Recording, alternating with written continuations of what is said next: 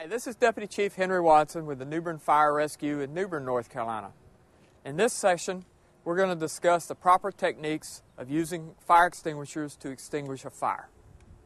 To understand which type of fire extinguisher works properly for the type of fire that you have, we have to look at the different types of fire extinguishers and understand their advantages and disadvantages. Fires are broken down into three major classifications and identified by the ABC principle. A Class A fire consists of ordinary combustible materials, such as wood, paper, cloth, and certain plastics. Class B fires consist of flammable liquids, such as gasoline, kerosene, LP gas, and also cooking greases. Class C fires are any fire that involves an electrically energized appliance or equipment.